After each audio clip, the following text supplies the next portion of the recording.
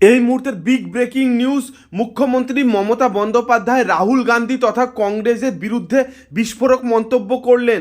Lok Sabha vote আসতে এখনও হাতে কিছুদিন। শোনা যাচ্ছিল এবার ভোটে হবে এনডিএ ভার্সেস ইন্ডিয়া, তবে সেই বিরোধী মহাজোটেই ভাঙনের ইঙ্গিত। লোকসভা নির্বাচনে কংগ্রেসের সঙ্গে নয়, একাই লড়বে তৃণমূল, সাফ জানিয়ে দিলেন দলের সুপ্রিমো মমতা বন্দ্যোপাধ্যায়। বাংলায় কংগ্রেসের সঙ্গে তৃণমূলের কোনো সম্পর্ক নেই, স্পষ্ট বার্তা মমতার।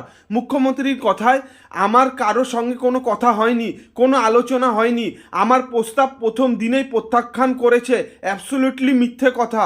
কিন্তু কোন কথাকে মিথ্যে বলছেন মমতা? প্রসঙ্গত মঙ্গলবার গুয়াহাটি থেকে রাহুল গান্ধী বলেছিলেন, আমাদের যে আসন বোঝাপড়ার প্রক্রিয়া চলছে, এখনই সেই বিষয়ে কোনো মন্তব্য করব না।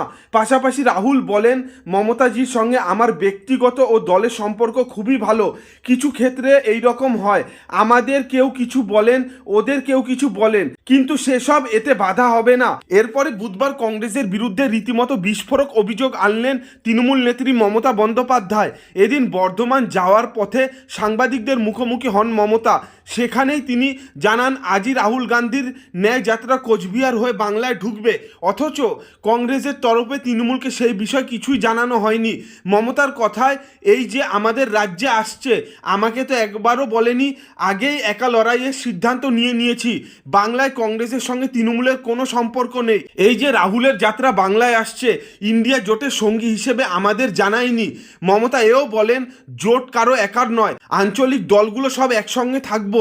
আমরা আঞ্চলিক দলগুলো ভোটের পর কি সিদ্ধান্ত নেব তা ভোটের পরেই ঠিক করব। আমি তো ওদের বলেছিলাম একাই 300 আসনে লড়তে, বাকিটা আমরা সকলে মিলে লড়তাম। অর্থাৎ মমতার মন্তব্যে স্পষ্ট যে বিরোধী মহাজোট ইন্ডিয়ার ভেতরেও আবার একদিকে তিনি রাখছেন কংগ্রেসকে আর অন্যদিকে রাখছেন সমস্ত আঞ্চলিক দলগুলিকে।